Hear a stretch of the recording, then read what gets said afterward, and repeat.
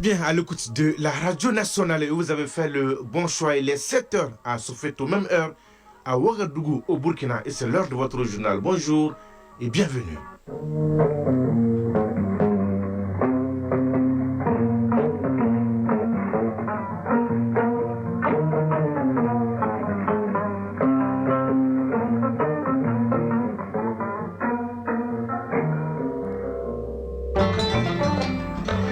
L'actualité, première édition de ce mardi 9 décembre 2025. Tout d'abord, la couleur du temps sur Bamako et environ 18 degrés ce matin, ciel nuageux dans l'ensemble, humidité 15%, du vent 14 km à l'heure et la maximale attendue est de 33 degrés. Le journal Sidiki Dambélé. Mesdames et messieurs, à la une de cette édition, une bouffée d'air pour les opérateurs économiques maliens.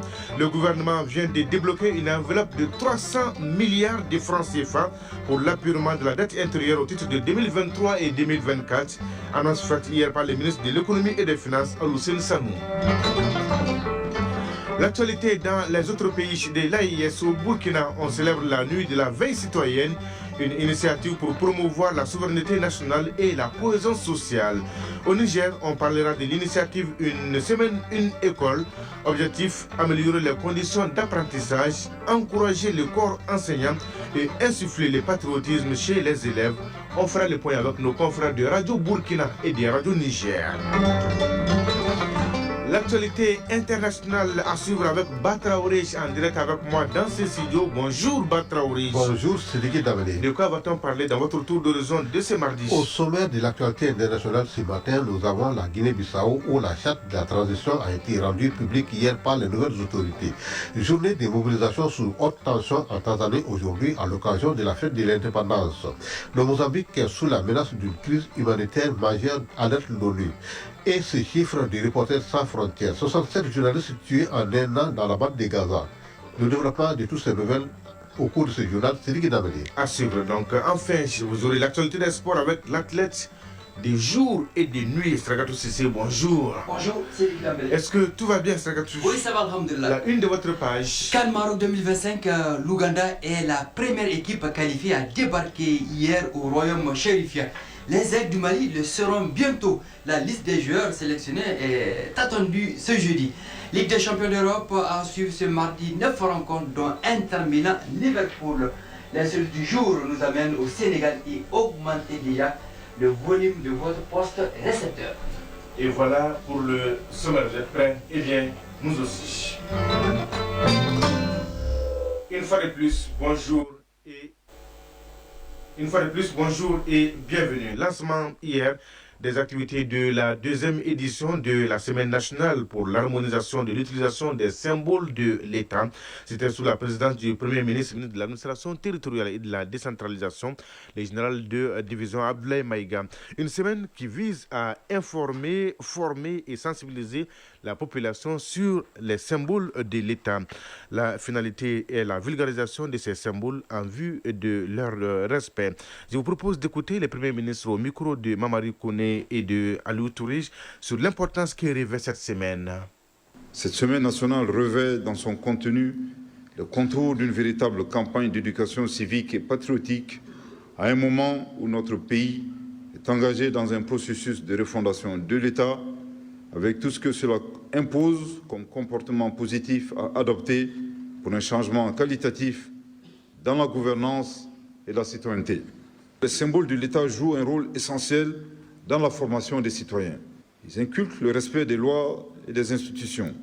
Ils nourrissent le patriotisme, l'amour de la patrie et le sens du devoir civique. Ils servent de support pédagogique dans les écoles, les cérémonies officielles et les commémorations. Les symboles de l'État ne sont pas de simples images ou mots. Ils constituent le ciment de notre nation, le reflet de son histoire et la boussole de son avenir. La puissance médiatrice des artistes et créateurs portera à destination le verbe de nos symboles d'identité nationale.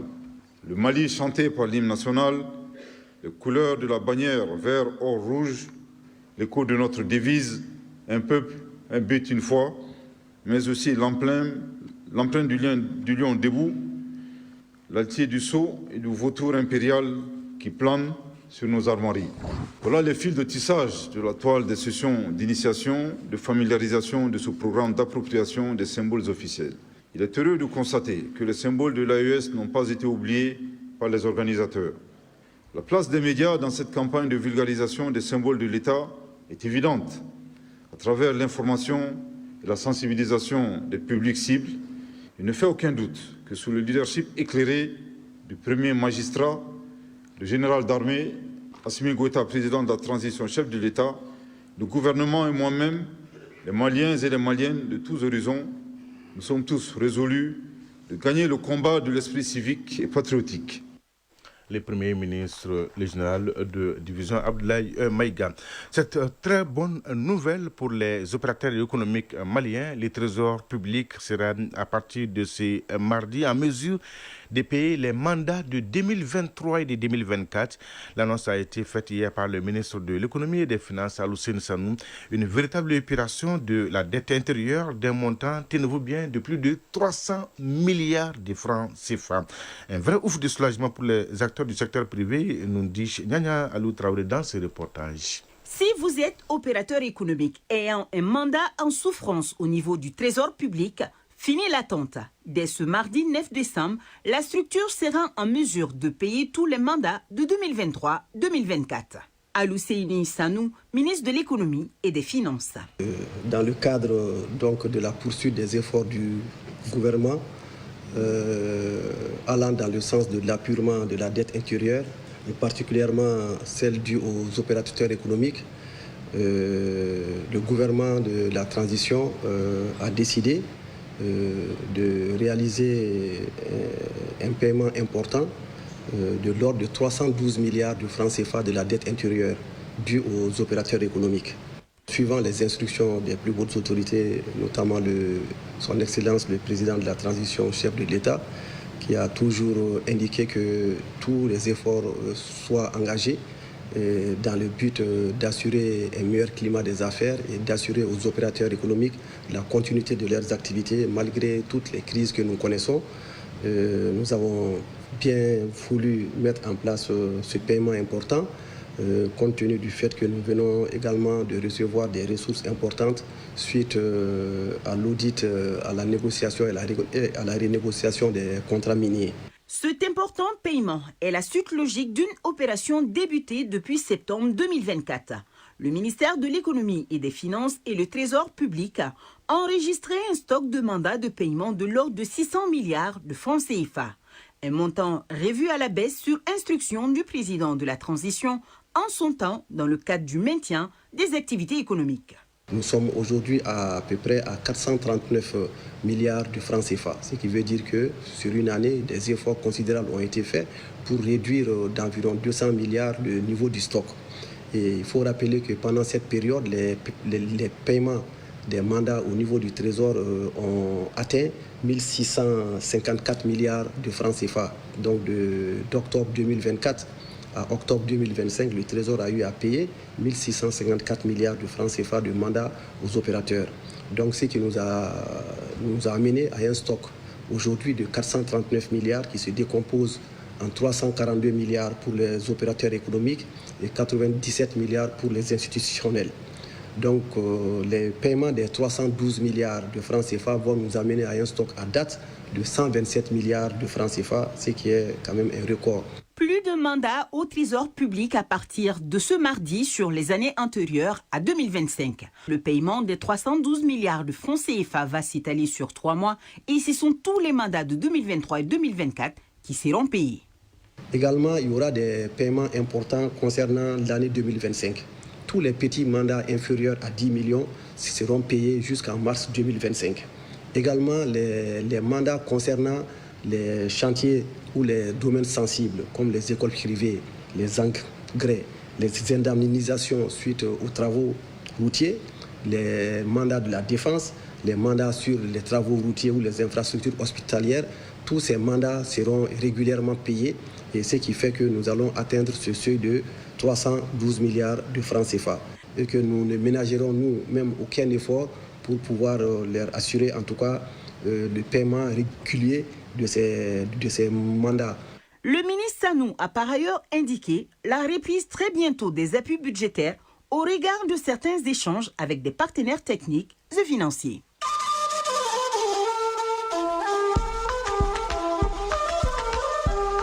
AES, actualité.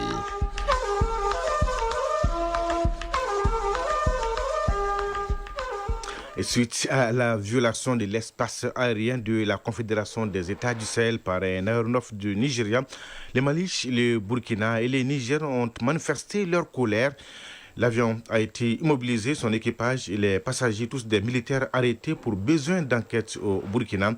L'information a été donnée hier à travers un communiqué de la présidence de l'AES, communiqué lu par le ministre de la Sécurité et de la Protection civile, le général de division Daoud Ali Mohamedine. C'était dans le journal de 20h sur OTM hier soir. Suivons ensemble. Communiqué de la Confédération des États du Sahel, AES, relatif à la violation de l'espace aérien confédéral. La Confédération des États du Sahel informe l'opinion qu'un aéronef appartenant à l'armée de l'air de la République fédérale du Nigeria, de type C-130, a été contraint de se poser ce jour 8 décembre 2025 à Bobo Dioulasso, au Burkina Faso, à la suite d'une situation d'urgence en vol, alors qu'il évoluait dans l'espace aérien burkinabé.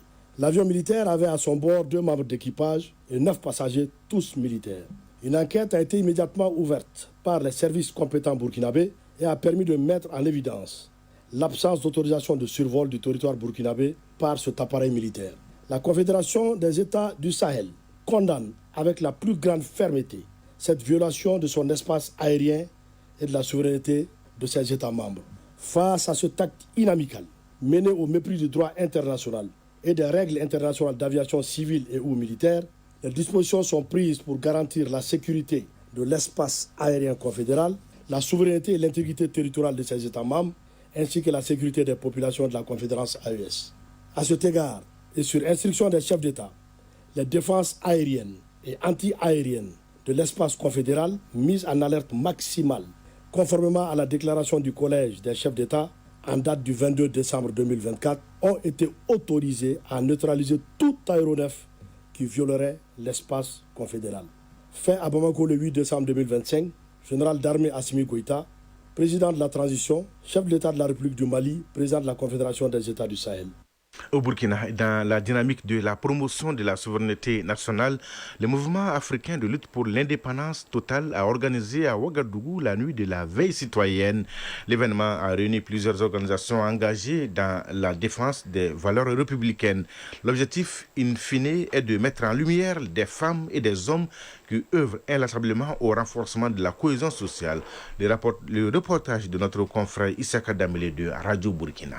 À ces sentinelles du peuple qui patrouillent. Témoignages, prestations artistiques, conférences et échanges sur les défis de la veille citoyenne ont rythmé la nuit de la veille citoyenne à Tampuy. Une nuit qui vise à valoriser la vigilance et la mobilisation des acteurs engagés pour la paix, la souveraineté et l'intérêt général. Le secrétaire général du mouvement africain de lutte pour l'indépendance totale, Abdoul Wahab, connaît. C'est vrai que la veille citoyenne, au début, on l'a mis pour protéger le capitaine Ibrahim Traoré. Mais aujourd'hui, la veille citoyenne est plus que ça. Puisque notre objectif là, que le Burkina Faso soit en paix.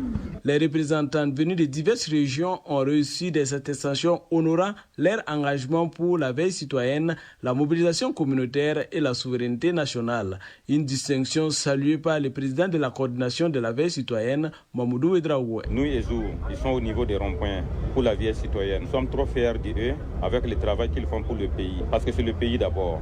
Ce combat pour la souveraineté est particulièrement apprécié par le seul survivant du massacre d'octobre 87. Alouna Traoré se réjouit de cette dynamique populaire. Je suis content parce que la flamme est maintenue et l'engagement est certain. Avant, c'était une affaire de gens qui ont été à l'école. Maintenant, le peuple s'exprime.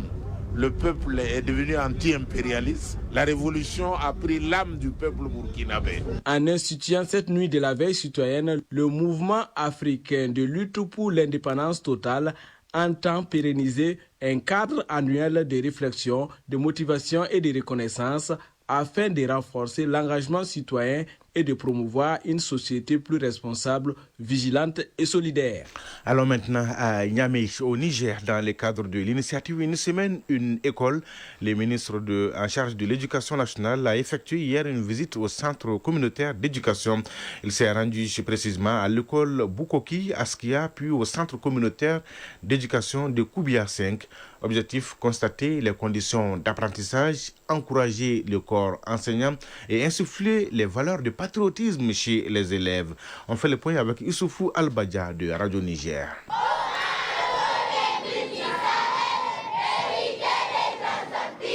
C'est par les hymnes nationaux l'honneur de la patrie, suivi de celle de la confédérale AES, qu'a débuté cette visite de la ministre en charge de l'éducation nationale, Dr Elisabeth Cherifa, qu'accompagnent les cadres centraux de son département ministériel, les partenaires techniques et financiers, les parents d'élèves et l'administrateur délégué de la commune 2 de Niamey au niveau du centre communautaire d'éducation alternative des jeunes situé dans le quartier Boukoki Askia. Un centre d'études de seconde chance pour les enfants âgés de 9 à 14 ans, scindé en 3 niveaux, créé en 2024 et dont l'apprentissage se fait en français et en zarma. Mahamadou Cheibou, directeur du dit centre, présente ici l'établissement. Ce centre-là accueille des enfants de 9 à 14 ans et il est composé de 3 niveaux. Il y a ce que nous appelons le niveau 1 qui vont faire 3 ans d'années de cours et le niveau 2 qui va faire 2 ans.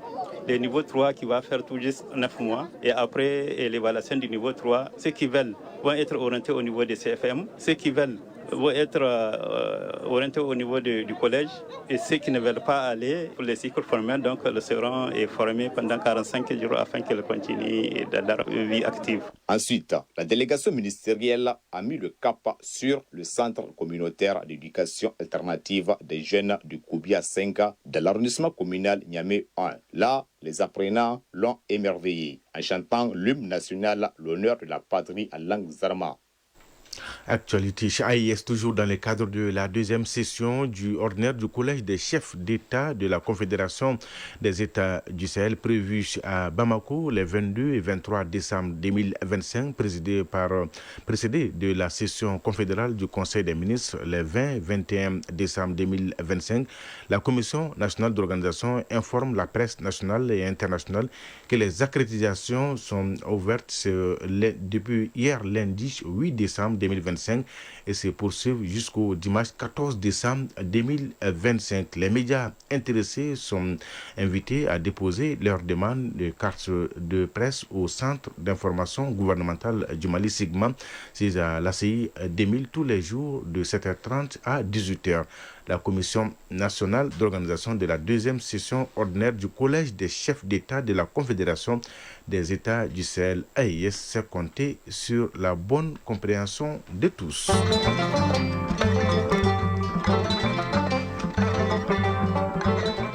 Et pas de doute, vous êtes bien sur la radio nationale et vous suivez la première édition de Mali Actualité de ce mardi 9 décembre 2025. Merci de votre fidélité. Fin de la première partie. Dans la deuxième partie de cette édition, nous allons développer l'actualité internationale avec Batraoré. Il est là, fin prêt. Son tour d'horizon nous conduit en Guinée-Bissau, en Tanzanie, au Mozambique et dans la bande de Gaza, Batraoré. Oui, dans la bande de Gaza, c'est chiffre très évocateur du journal Sans Frontières. 67 journalistes tués en un an. Le développement dans une poignée de secondes. Enfin, l'actualité des sports à suivre avec Sergatou Cissé, l'athlète imbattable. Avec lui, on va parler de la CAN Maroc 2025, jour J-12 de la Ligue des champions d'Europe et bouclé avec l'insolite du jour. C'est l'histoire, Sergatou. D'une bagarre entre 6 portrices en marge d'une lutte traditionnelle. Stop ici, suspense. Mais l'actualité, 7h19 à Koulipourous. Et oui, Batraoré, en Guinée-Bissau, la charte de transition a été rendue publique par les autorités. Oui, le texte qui doit servir de cadre juridique au pays pendant toute la durée de la transition précise que 4 organes vont piloter cette période d'exception jusqu'à l'investiture d'un nouveau président dans un délai de 12 mois. S'il interdit par ailleurs au président et au Premier ministre de transition de se présenter au scrutin qui seront organisés à l'issue, le texte prévoit l'adoption d'une loi d'amnistie pour les actes commis lors du coup d'État du 26 novembre. Au Bénin, après le putsch de juillet, Patrice Talon réunit un conseil extraordinaire des ministres. Un conseil extraordinaire des ministres s'est tenu hier au palais présidentiel à Cotonou sous la présidence du chef de l'État, Patrice Talon. La haute hiérarchie militaire et policière a participé à cette session de crise. Dimanche, le président s'était engagé à garantir la sécurité et l'ordre public sur l'ensemble du territoire national. En Tanzanie, journée des mobilisations sous haute tension à l'occasion de la fête de l'indépendance, Batraoré. Oui, à l'occasion de la fête de l'indépendance célébrée le 9 décembre en Tanzanie, la jeunesse appelle de nouveau à descendre dans la rue pour dénoncer la répression des manifestations qui ont suivi les élections du 29 octobre et exiger le départ de la présidente Samia Suluhu Hassan. Alors que les autorités ont interdit les rassemblements, l'ONU et plusieurs pays ne cachent pas leur inquiétude face au risque d'assister à de nouvelles violences. Direction Mozambique où l'ONU alerte sur une crise humanitaire majeure. Le nord du Mozambique traverse l'une des crises humanitaires de son histoire selon le Bureau des affaires humanitaires de l'ONU qui lance un signal d'alarme. Selon l'ONU, plus de 100 000 personnes ont été déplacées en quelques semaines à peine alors que les violences s'intensifient dans la province de Cabo Delgado. Selon Paulo Emerson, chef d'Ocha au Mozambique, c'est l'année la plus dramatique pour les civils depuis le début du conflit en 2017. Au total, plus de 330 000 personnes ont été déracinées rien qu'en 2025 et malheureusement, les enfants sont les premières victimes de cette crise. Et ces chiffres à retenir, 67 journalistes tués en un an, Batraoré, près de la moitié dans la bande de Gaza, selon Reporters sans frontières. Le bureau de Reporters sans frontières donne le bilan de 67 journalistes qui ont été tués dans l'exercice ou en raison de leur métier à travers le monde, et cela seulement en un an, dont près de la moitié dans la bande de Gaza. Ces chiffres qui concernent l'année 2025 est publié ce mardi par l'organisation qui note une hausse du nombre de cas de torture des journalistes par rapport à l'année 2024. Sidiki Dambélé. Pas bon du tout de tuer des journalistes dans l'exercice de leur fonction, Batraoré. Merci pour toutes ces informations. On est bien servi. Bonjour, Sragato Sissi. Bonjour, Sidiki Dambélé. Donnez-nous l'heure, la bonne et la vraie heure. Il est 7h22 à Pessoba, région de Koutiara. On se retrouve juste.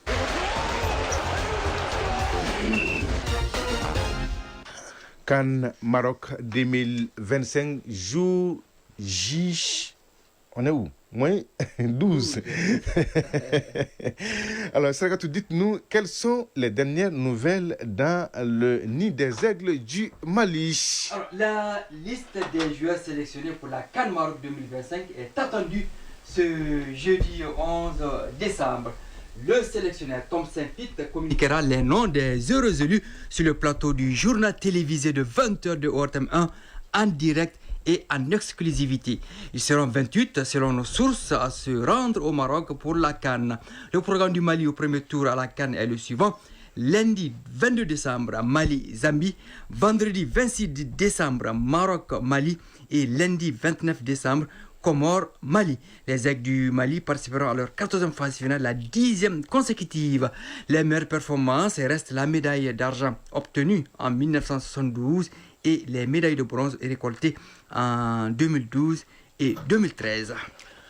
Un mot, Sragatou, sur la Ligue des champions d'Europe, poule unique, 6e journée. Parmi les matchs de ce mardi, un certain Inter Milan-Liverpool. Le temps est donné à 15h30 avec Kairat Almaty, Olympiakos Le Pirée, suivi à 17h45 de Bayern Munich Sporting Lisbonne. À 20h en plus du sulfureux Inter Milan-Liverpool, on aura FC Barcelone Eintracht Francfort, Atalanta Bergame Chelsea, PSV Eindhoven Atlético de Madrid, Monaco Galatasaray et Royal Union Saint-Gilloise Marseille. Inter Milan, Liverpool, Sragatou, pronostic? 2-0 pour l'Inter Milan. Ça se voit. J'ai deviné déjà. Donc, vous avez des infos en plus bref, Sragatou? Oui, Amadou Haïdaradi Doudou, le milieu de terrain international des Aigles, 27 ans, peut utiliser cette saison par Leipzig en Bundesliga allemande, pourrait rebondir à Lens en Ligue 1 française. Il est en fin de contrat en juin prochain. Si le transfert est concluant, il formera un duo dense dans l'entrejeu de Lens, actuel leader de la Ligue 1, avec son compatriote Mamadou Sangaré, gaucher.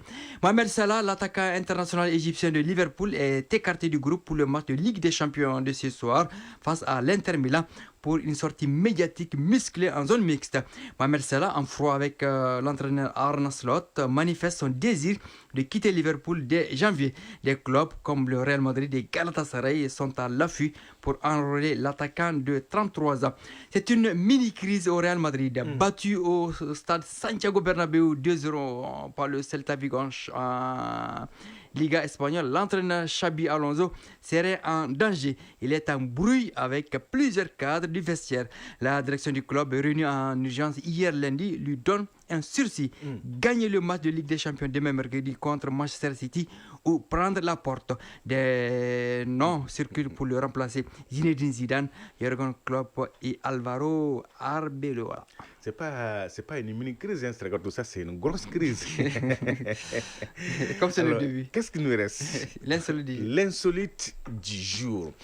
Nous sommes au Sénégal où une scène surréaliste a relégué au second plan un combat de lutte traditionnelle. Oui, une scène surréaliste a relégué au second plan un combat de lutte traditionnelle. Racontez-nous tout, Sragatou. Alors, vous savez, au Sénégal, un combat de lutte traditionnelle est comme une religion.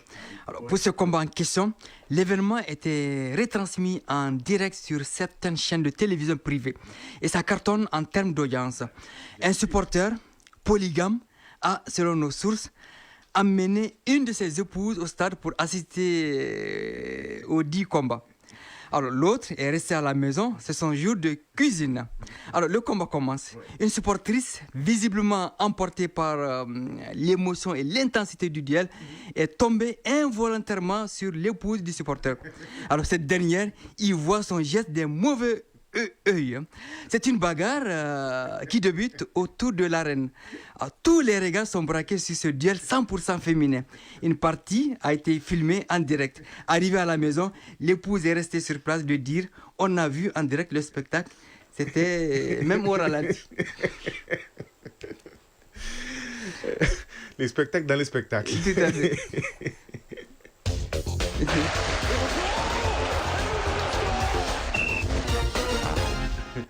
7h27 à Kouremale, à Tindermen et à Sandaré. C'est donc tout pour ces journaux.